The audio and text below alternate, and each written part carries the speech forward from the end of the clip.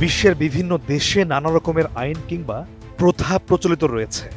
এর মধ্যে কিছু কিছু তো আবার বেশ উদ্ভট এবং বিস্ময়কর। তেমনই একটি উদাহরণ হচ্ছে মৃতদেহ মানে মরা লাশকে বিয়ে করা।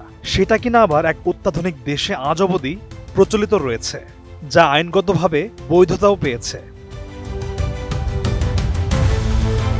বিয়ে বলতে মূলত আমরা দুজন জীবিত নারী পুরুষের মিলনকেই বুঝি, কিন্তু ফ্রান্সে এক ধরনের বিয়ের প্রচলন রয়েছে যা বেশ অদ্ভুত। সেখানকার জীবিত নারীরা মরা লাশের সঙ্গে বিবাহ বন্ধনে আবদ্ধ হন। প্রতি বছর ফ্রান্সে প্রায় 50টির মতো এমন মরণোত্তর বিয়ে অনুষ্ঠিত হয়ে থাকে। 19 দশকের গোড়ার দিকে নেপোলিয়ন কোডের আমলে পৃথিবী জুড়ে চলছিল প্রথম বিশ্বযুদ্ধের আবহ। সে সময় ফ্রান্সের বহু মানুষ যুদ্ধক্ষেত্রে প্রাণ হারান। ফলে বিয়ের আগে যেসব পুরুষ যুদ্ধক্ষেত্রে মারা যান তাদের সন্তানের উত্তরাধিকার পাওয়ার জন্য ফ্রান্সের গর্ভবতী নারীদের কাছে মরণোত্তর বিয়েটি ভীষণ প্রয়োজনীয় হয়ে দাঁড়ায়। এরপর 1950 সালে মৃতদেহকে বিয়ে করার অদ্ভুত একটি আইন পাশ হয়। ফ্রান্সে কোনো মৃত ব্যক্তিকে বিয়ে করার এই আইন নেক্রোগ্যামি প্রথা নামেই পরিচিতি পেতে থাকে।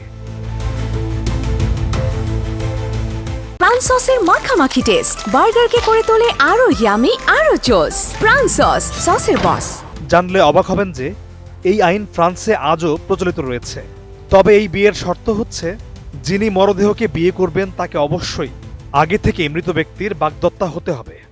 মানে বিয়ে ঠিক হবার পরে যদি হবু স্ত্রী কিংবা স্বামীর মধ্যে কেউ একজন মারা যান, তাহলে যিনি জীবিত থাকবেন তিনি মৃতজনকে বিয়ে করতে পারবেন। এরপর থেকে এখন পর্যন্ত ফ্রান্সে প্রতি বছর অন্তত 50টি করে মরণোত্তর বিয়ের অনুরোধ আসে। যদি মৃত ব্যক্তি জীবিত অবস্থায় কাউকে বিয়ে করতে চান আর সে বিষয়ে যদি সঠিক প্রমাণ থাকে, তবেই সম্ভব মরণোত্তর বিয়ে। এই বিয়েতে কনেকে তার মৃত বাগদত্তা স্বামীর ছবির সামনে দাঁড়িয়ে বিবাহ সম্পন্ন করতে হয়। এটি ফরাসিদের সিভিল আইনের 171 ধারা অনুযায়ী অনুমোদিত রয়েছে। যদিও সময়ের সঙ্গে এই বিয়ের প্রেক্ষাপটও বদলে গেছে। বর্তমানে বেশিরভাগ ক্ষেত্রে প্রিয় মানুষের প্রতি আবেগ কিংবা মৃত ব্যক্তির উত্তরাধিকারী হওয়ার জন্য মরণোত্তর বিয়ের অনুরোধ আসতে দেখা যায়।